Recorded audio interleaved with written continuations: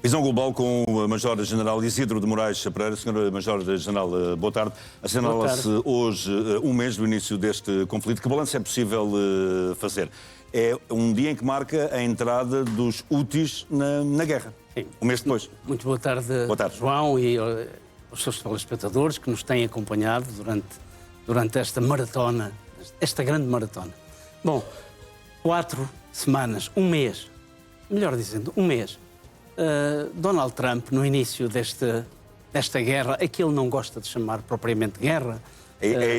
usa a mesma expressão que Putin na intervenção da Ucrânia, não é? Que ele, mais ou menos a mesma coisa. Ele está a mimetizar um pouco aquilo que diz Putin, mas com argumentos diferentes. Ele diz que é uma forma de não ter que consultar o Congresso norte-americano, claro, porque de facto ele não admite estar em guerra. Bom, mas ele prometeu que esta guerra, que é uma guerra mesmo, iria demorar 4 a 6 semanas e não mais. 4 já passaram, não é? 4 já passaram e aquilo que podemos dizer, com a chegada dos Houthis a esta guerra, nós não podemos dizer que a guerra está a caminho da paz. Ou pelo contrário. Antes, pelo contrário, está em escalada. Claro. Aliás, hoje, para além dos Houthis terem bombardeado Israel, foram um drone e cerca de 4 mísseis que foram lançados sobre Israel, também assistimos novamente ao ataque a determinado tipo de objetivos que não são estritamente militares. Tanto da parte de Israel e dos Estados Unidos, como da parte do Irão. Foram vários os ataques. Isto significa o quê? Contrariamente àquilo que o executivo norte-americano, e não apenas Donald Trump, também alguns dos seus mais diretos colaboradores, Marco Rubio, que prestou declarações ontem, durante uma reunião dos ministros dos negócios estrangeiros do G7, que a guerra está próxima do seu ápice, está a chegar ao fim. Ainda ontem, que as negociações hoje, Donald Trump diz que são mais 2 semanas de guerra. Mas os indícios no terreno apontam exatamente para o contrário. Os indícios no terreno apontam para o contrário e as informações que vamos tendo, inclusivamente apontando para o reforço do dispositivo norte-americano no Golfo Pérsico, dizem-nos o contrário. Neste momento, Sr. Major-General, já lá estavam 2.200 Marines desde sexta-feira norte-americanos. Agora estão a caminho... 2.500, mais 2.500. E ainda poderão ser enviados mais. Vamos lá ver. Aquilo que nós sabemos, isto é dito em fontes abertas, aliás, são respostas também de altos dignitários do executivo norte-americano, o próprio presidente, Marco Rubio, o secretário da Guerra, Pete Hegseth, o próprio vice-presidente, têm dito que, muito possivelmente, estarão a caminho mais de 10.000. 10.000 são 2.200 marines, fuzileiros navais, de uma força expedicionária que estava projetada no Japão, que já chegaram ao teatro de guerra, não é? Ali à zona de operações. Ao teatro de operações, presumivelmente na região, à entrada do Golfo Pérsico. Depois temos, vindos de San Diego, mais uma força expedicionária de fuzileiros da base de San Diego, cerca de 2.500 marines em deslocação, e aquilo que se sabe, e que vai sendo dito, até por fontes norte-americanas, que a Brigada de Reação Rápida da 82ª Divisão Aerotransportada, 3.000 a 4.000 homens, também estará a caminho da região do teatro de operações. Para além disso, um volume de forças de operações especiais do Exército, mas também os Navy SEALs, forças de operações especiais da Marinha. Este pacote totalizará cerca de 10.000. 10.000 pessoas. Sim. Portanto, não há aqui grandes segredos sobre isso. Claro. Nós daqui a pouco já vamos detalhar as consequências desta entrada dos Houthis oficialmente na guerra, que pode ter aqui consequências absolutamente gravíssimas. Mas para já, Sr. Major-General, estamos a ver aqui a imagem do presidente iraniano que disse hoje os agressores não são de confiança. Em que contexto e o que é que implica estas declarações? As declarações do presidente do Irão temos que as ler em 2 sentidos. Primeiro, e mais importante, é que o Irão tem vindo a dizer que não está em negociações, que nunca solicitou ao executivo norte-americano que negociações tendem em vista à paz. Bom, hoje o próprio presidente iraniano vem dizer que sim.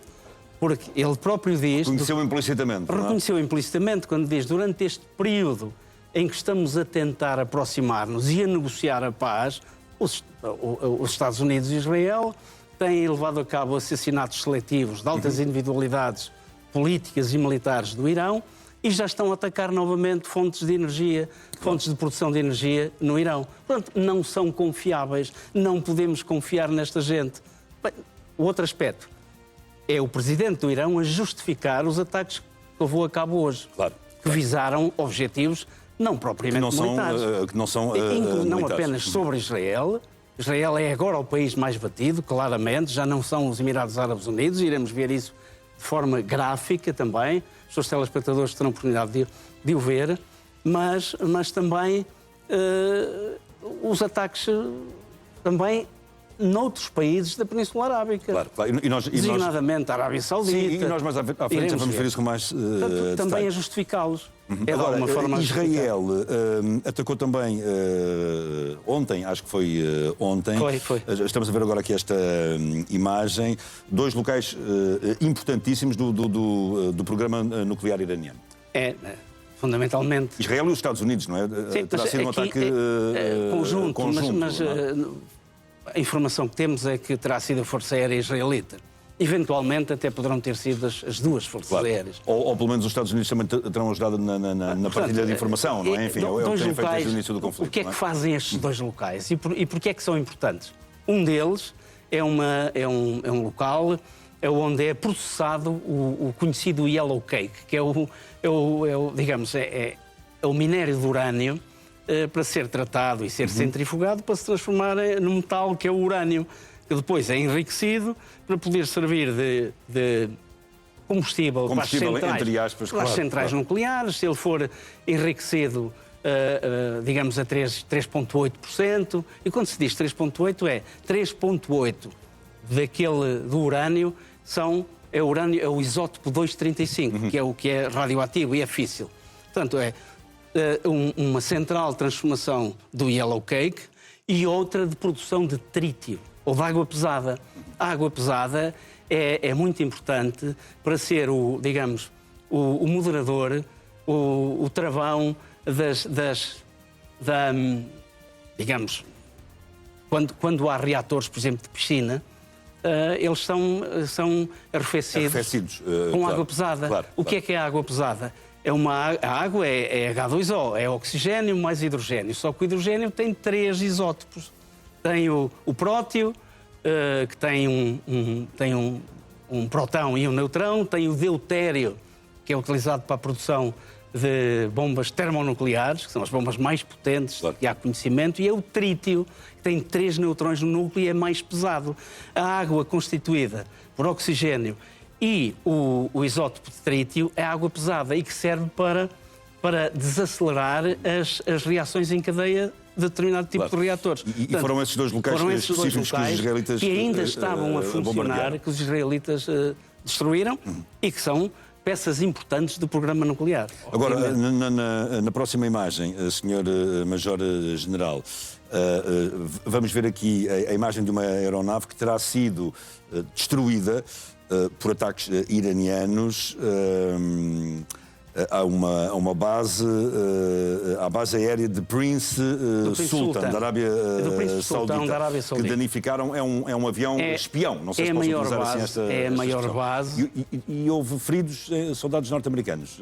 Terão ficado 12 feridos. Os feridos ligeiros. Entre as forças norte-americanas, não é? Qual é a importância destes aviões? E são vários. Isto é um avião de reconhecimento e vigilância, muito semelhante aos AWACS da NATO. É o Sentry, e os Estados Unidos têm vários aviões destes que são responsáveis, através do seu radar e da eletrónica que os compõe, porque isto basicamente são Boeings, são transformados para serem equipamentos de vigilância e reconhecimento de longo alcance, que dão um alerta oportuno. São o Big Brother das forças norte-americanas nos céus da zona, não é? Detectam qualquer tipo de movimentação militar. Fundamentalmente em conjunto com a rede de satélites espiões, este tipo de aviões, e não apenas estes, mas outros também, até de menor dimensão, complementam a capacidade de poder perscrutar tudo o que se passa numa determinada aeronave. Uma aeronave destas foi danificada neste... Pelo menos uma destas. Mas há relatos que poderão ter sido mais. Sim, mas não foi um avião destes. Até incluindo aviões reabastecedores. KC-135 foram danificados não foram destruídos, vários. Diz-se que foram cerca de 5. Portanto, foi o tal ataque à principal base militar da Arábia Saudita, que é a base do Príncipe Sultão, onde os Estados Unidos têm digamos, uma parte dessa base. É uma base permanente dos Estados Unidos que está colocalizada com esta base aérea da Força Aérea da Arábia Saudita. E neste dia que marca um mês desde o início do conflito no Irão, tal como assinalou no início o Sr. Major-General, os Houthis entraram na guerra e atacaram Israel. Nós temos agora aqui temos o porta-voz. Este vídeo, este é o porta-voz É o porta-voz das Forças Armadas dos Houthis. Os Houthis ocupam uma parte do Iémen, não é? E são um proxy do Irão. Digamos, a parte ocidental, que até controla o Estreito de Bab el-Mandeb... que é outro estreito na zona do Mar Vermelho. Para a entrada do Mar Vermelho. Que pode gerar também muitas complicações. Ora, aí está. E os Houthis têm a capacidade de criar ali uma situação disruptiva nesse estreito também. Ora, aí está. É? Os proxies do Irão mantiveram-se relativamente tranquilos, digamos assim, exceto o Hezbollah, que já entrou na guerra há algum tempo. E agora surge o Iémen. O Iémen hoje atacou Israel com pelo menos um drone e cerca de 4 mísseis balísticos. Esta entrada, por o que diz o porta-voz das Forças de Defesa dos Houthis, vem dizer que os Houthis entraram definitivamente neste conflito e que só cessarão as suas atividades, os seus ataques, quando tudo estiver resolvido. Agora, isto é mais um sinal da tal escalada de que falava uma escalada, no quer dizer, início. vamos lá ver. Portanto, um mês depois, com os Houthis a entrarem na guerra, acreditarmos que este conflito pode terminar daqui a 2 semanas é... Vamos lá ver, entre a importância, relativamente aos... Se estabelecermos uma importância por prioridade dos procuradores do Irão, ou dos proxies, temos o Hezbollah em primeiro lugar e logo em segundo lugar os Houthis. E há outro proxy que já entrou na guerra, que é o Kataib Hezbollah. O Kataib Hezbollah é um conjunto de organizações de cariz xiita e que atuam no próprio Iraque e que já têm atacado no Iraque, claro. E que atacaram bases norte-americanas no Iraque, como nós sabemos. Portanto, a chegada dos Houthis, que têm armamento, quer com drones, quer com mísseis, capazes de atingir Israel, vai escalar o conflito. E mais. E capazes de gerarem uma situação extremamente complicada no Estreito, à entrada do Mar Vermelho. E podem trazer mais um problema gravíssimo, não apenas para Israel e para os Estados da Península Arábica, mas para o mundo inteiro, e designadamente para a Europa. A livre circulação no Mar Vermelho é muito mais importante para nós europeus do que propriamente o Estreito de Hormuz. Claro. Portanto, Hormuz neste momento tem uma importância mais para os países do Sudeste Asiático. Mas de qualquer maneira nós estamos a sentir já. Ou seja, claro, isto pode ainda, os efeitos brutais do aumento do preço dos combustíveis, enfim, pode disparar ainda mais. E não apenas. Vamos olhar aqui para os alvos do Irão. O Bahrein está a enfrentar também aqui uma onda de ataques. Temos aqui este vídeo que o Sr. Major-General selecionou. É um dos países que tem sido também mais castigados pelo Irão desde o início da guerra. Não é? Tem sido fundamentalmente, eu já referi, e já trouxemos até gráficos com o número de ataques. Os Emirados Árabes Unidos é o país mais atacado, o Estado mais atacado da Península Arábica. Depois temos também o Bahrein e o Qatar. E agora temos novamente Israel a vir ao de cima. Mas, de facto, há aqui um ataque claro. É uma infraestrutura de produção de energia que havia aqui, digamos, quase um gentleman's agreement de que Israel cessaria de atacar, mas também o Irão deixaria de atacar. Israel e os Estados Unidos. E os Estados Unidos. Também, os Estados Unidos até impuseram a Israel que parasse com isso. E Trump disse isso, quando anunciou essa trégua nos ataques, disse mesmo que tinha falado com Netanyahu e que estavam em sintonia. Estava tudo em sintonia, mas o que está a acontecer é que voltamos a este tipo de ataques. Claro. O que nos permite dizer que, afinal, não estamos definitivamente a caminho de um entendimento, a caminho de uma reunião e de haver um encontro à mesa das negociações, muito antes pelo contrário. Está tudo a voltar ao mesmo. O que é certo é que um mês depois do início do conflito, o Irão, enfim, apesar da narrativa israelita e norte-americana de que está a destruir lançadores de mísseis, vários mísseis, locais de produção de mísseis, o Irão continua com capacidade para atacar Israel e os países vizinhos. Continua.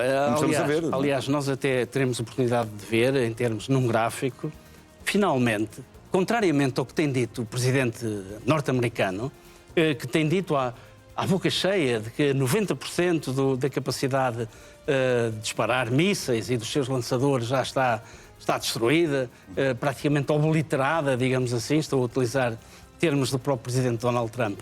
Hoje, agências norte-americanas vêm dizer que quando se faz um Battle Damage Assessment, quando se olha para os resultados dos bombardeamentos, em boa verdade, aquilo que dizem, digamos, agências que veiculam informação fidedigna, dizem que 30% está de facto neutralizado, destruído.